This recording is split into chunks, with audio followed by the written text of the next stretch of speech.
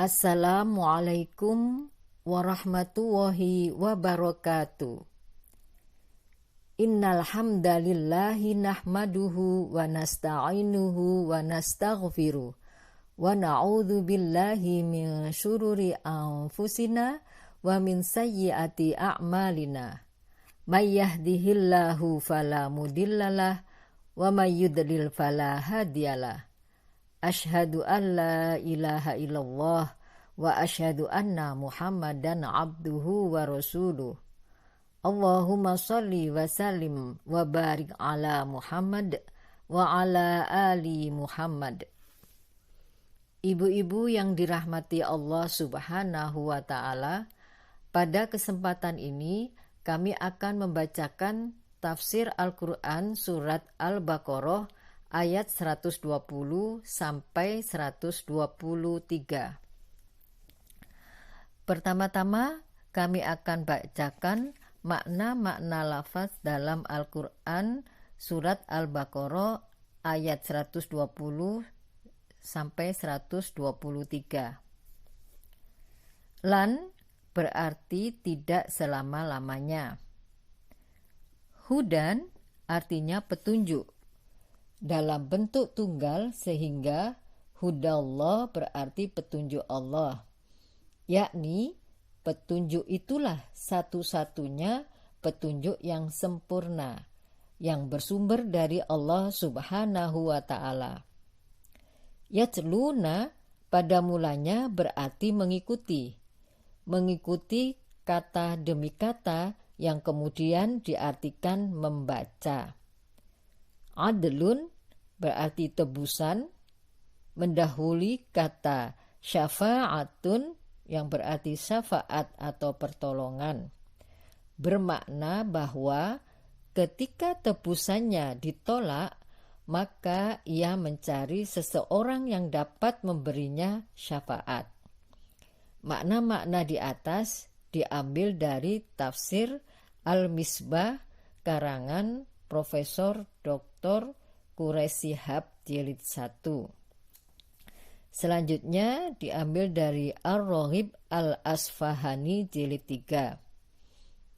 Millatun sama dengan kata dinun, yaitu sebuah nama atau ajaran atau agama yang di dalamnya terdapat syariat Allah yang diturunkan kepada para nabinya supaya disampaikan kepada para hambanya. Kata millatun juga digunakan untuk mengartikan sesuatu yang Allah syariatkan, sedangkan kata dinun digunakan sebagai gambaran atas pelaksanaan syariat tersebut, atau dalam arti lain ia bermakna ketaatan. Hawa artinya kecenderungan nafsu pada syahwat. Dia disebut seperti itu karena ketika di dunia ia akan membawa pemiliknya jatuh kepada kemalangan, dan ketika di akhirat ia akan membawa pemiliknya jatuh kepada neraka hawiyah. Allah menggunakan redaksi jamak pada ahwa'u untuk menunjukkan bahwa hawa nafsu atau keinginan dari setiap orang berbeda dengan keinginan orang lain. Dan hawa nafsu setiap orang itu tidak akan ada ujungnya, sehingga perbuatan yang mengikuti hawa nafsu dapat dikatakan sebagai puncak dari kesesatan dan kekacauan.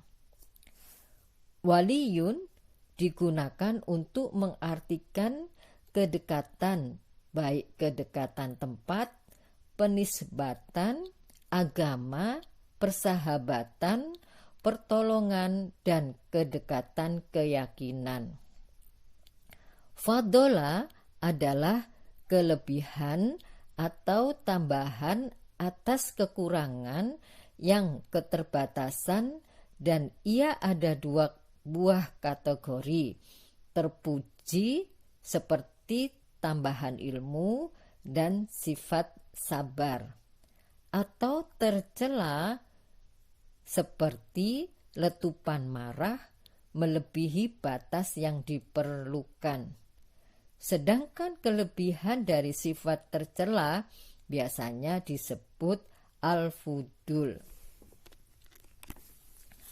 Selanjutnya kami akan bacakan tafsir Ibnu Katsir.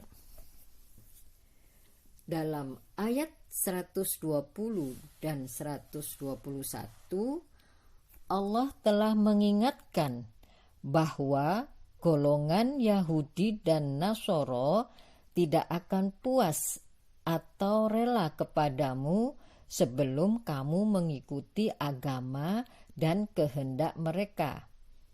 Karena itu, tidak usah menjilat-jilat atau merendah-rendah pada mereka, dan kerahkan tenaga dan usahamu pada apa yang ditugaskan Allah kepadamu untuk mencapai ridha Allah semata-mata.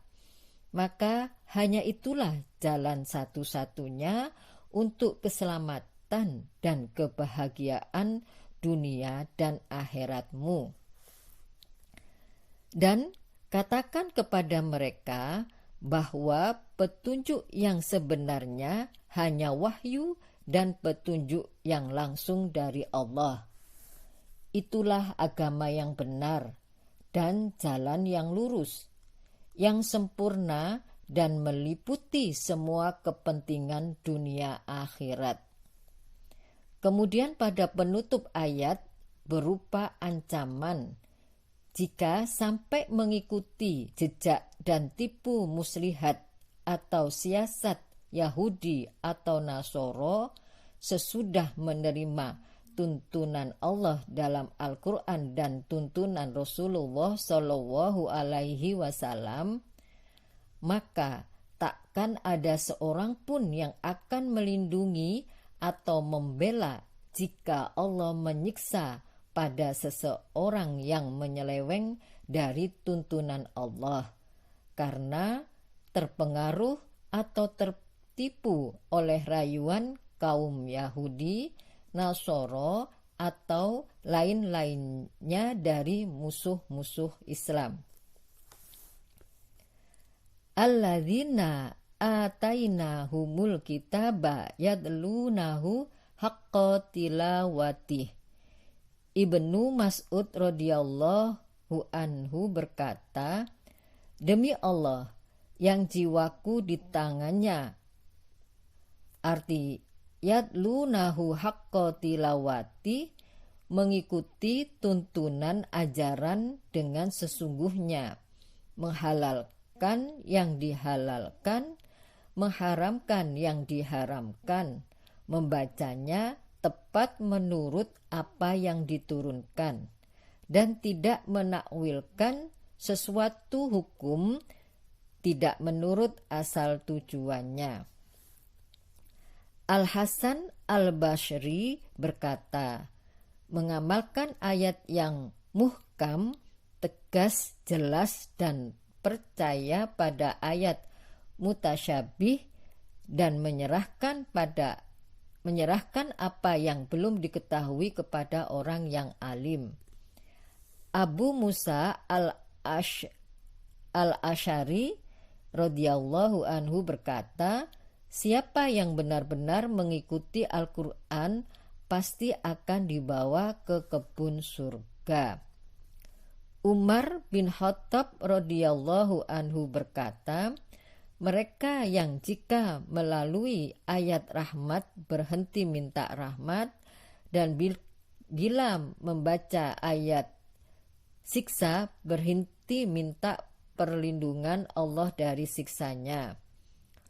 Ulaika yu'minu nabi, yakni yang benar-benar membaca kitab Allah dan mengikuti benar ajaran yang terkandung di dalamnya, pasti percaya pada Nabi Muhammad Shallallahu Alaihi Wasallam dan Al-Quran yang diturunkan kepada Nabi Muhammad Shallallahu Alaihi Wasallam.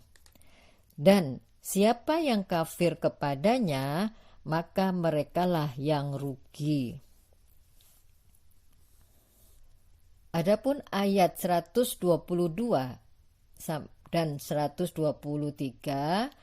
ini sama dengan ayat 47 dan 48 yang mengingatkan Bani Israel supaya menyadari nikmat karunia Allah, supaya menyadari diri jangan nikmat karunia Allah itu disia-siakan karena hasud, iri hati terhadap bangsa Arab, sehingga mereka harus menolak Nabi Muhammad Shallallahu Alaihi Wasallam, yang dengan itu mereka akan menderita kerugian yang tidak ternilai besarnya, sehingga semua karunia itu akan hilang sia-sia belaka. Demikian pembacaan tafsir Surat Al-Baqarah ayat 120 sampai 123. Semoga bermanfaat. Nasrun minallah wa fathun qarib wa basiril mu'minin. Wassalamualaikum warahmatullahi wabarakatuh.